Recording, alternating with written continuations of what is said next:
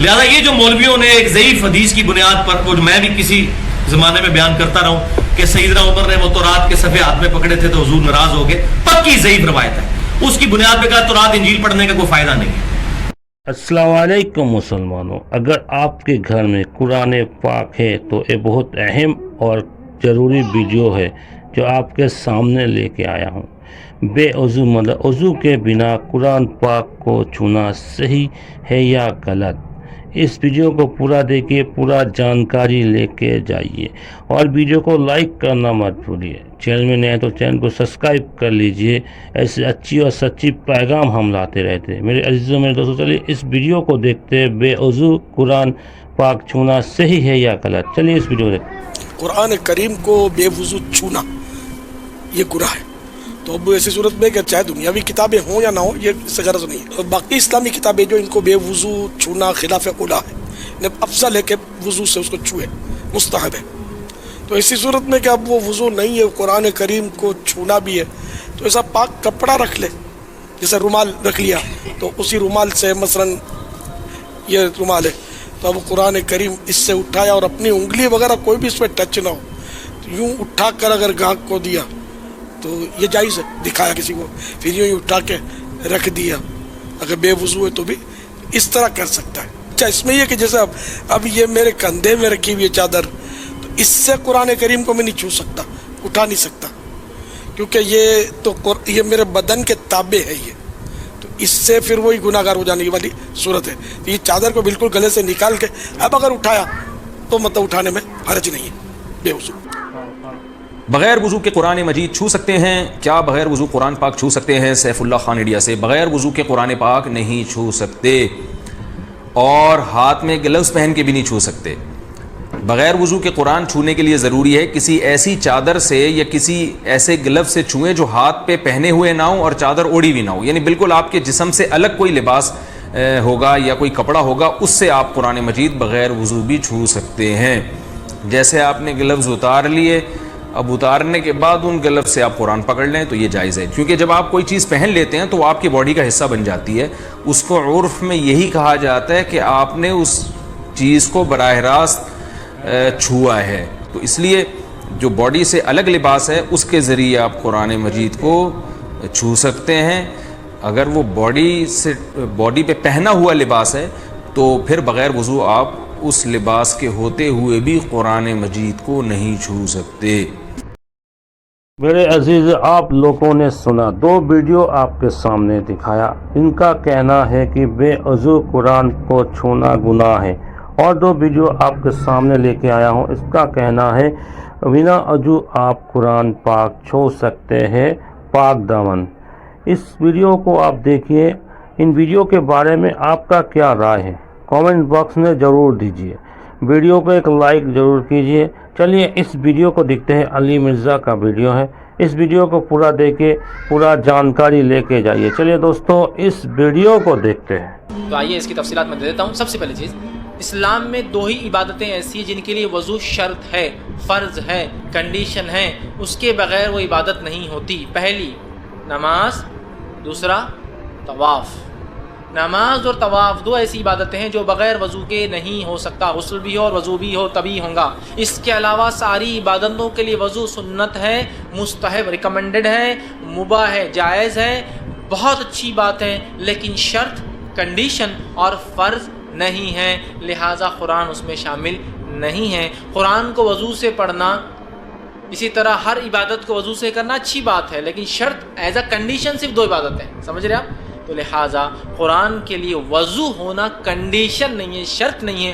ہاں اچھی بات ہے, جس کو ہم کہیں گے مستحب ہے, سنت ہے, مباح ہے, لیکن کنڈیشن نہیں ہے. اگر آپ غسل سے ہو تو کافی ہے. تو لہٰذا قرآن کو, اب وہ آیت کا کیا, لا یمسون الا المطہرون, اس کو نہیں چھو سکتے مگر سوائے پاکیزہ.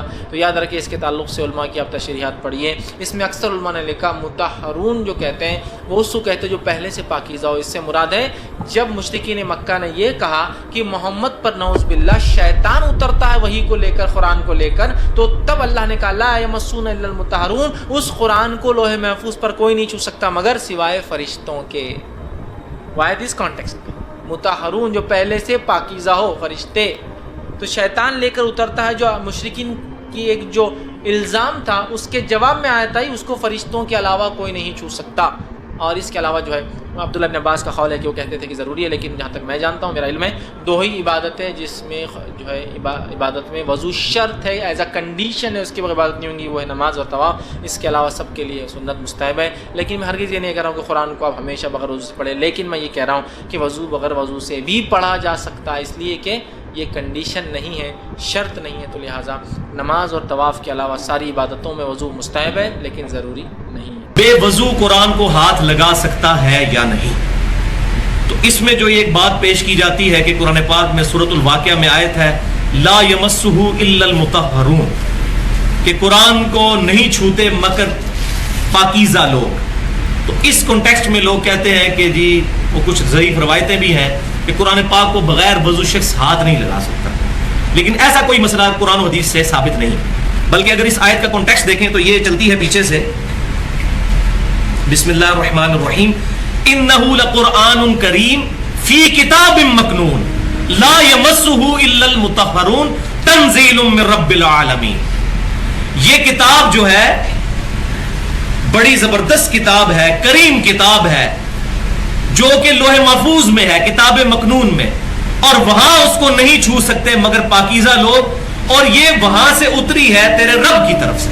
یعنی جو کافر اعتراض کرتے تھے کہ یہ قرآن جو ہے یہ شیاطین نے نازل کیا، اس کا ردہ ہے کہ شیاطین تو وہاں پہنچ ہی نہیں سکتے، یہ فرشتے اس کو چھوتے ہیں. تو قرآن پاک کو بغیر وضو کے چھوا جا سکتا ہے. اور اس میں میرا درمیان کا اجتہاد ہے، وہ یہ ہے کہ اگر کسی شخص نے تلاوت کی نیت سے قرآن پاک کو پڑھنا ہے، اس کی قرات کرنی ہے، تو وہ وضو کرے، کیونکہ وضو پروٹوکول ہے عبادت کا. البتہ اگر کسی نے قرآن کو سمجھنا ہے، اس کی تفسیر پڑھنی ہے، اس کا ترجمہ پڑھنا ہے، اس کے لیے وضو کوئی پروٹوکول نہیں ہے. اور انہی چکروں نے لوگوں کو جو ہے وہ وضو کے معاملے میں ڈال کے تو قرآن پاک سے دور کر دیا. یہ کتاب ہماری کتاب زندگی ہے، یہ ہماری ٹیکسٹ بک ہے، یہ ہر وقت ہمارے ساتھ ہونی چاہیے.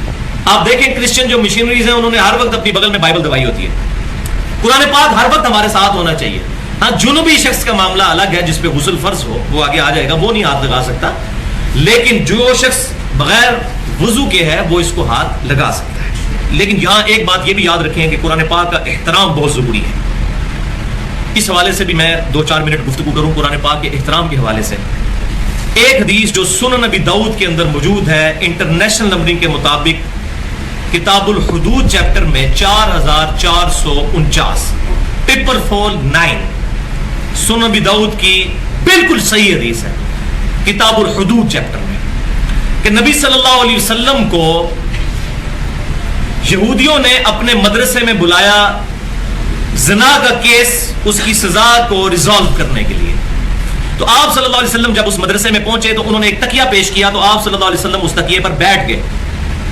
تھوڑی دیر بعد تورات لائی گئی، تو آپ صلی اللہ علیہ وسلم نے اپنی پیٹھ مبارک کے نیچے سے تکیہ نکالا، تورات کو اس تکیے پر رکھا اور خود زمین پر بیٹھ گئے، اور پھر فرمایا میں اس کتاب پر بھی ایمان لایا اور اس کے نازل کرنے والے اللہ پر بھی ایمان لایا.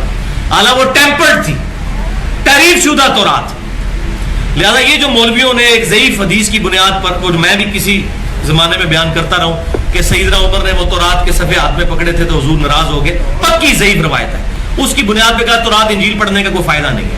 نبی صلی اللہ علیہ وسلم نے فرمایا میں اس تورات پر ایمان لایا، اس کے نازل کرنے والے پر نہیں. پھر آپ صلی اللہ علیہ وسلم نے وہ تورات میں سے ایک عالم کو بلا کر تو اس معاملے کو ریزالو کیا. لیکن اس حدیث سے یہ بات پتہ چلی کہ آپ صلی اللہ علیہ وسلم نے ٹیمپرڈ تعریف شدہ تورات کی بھی عزت کی اور خود زمین پر بیٹھ گئے اور تکیے پر اس کو رکھا.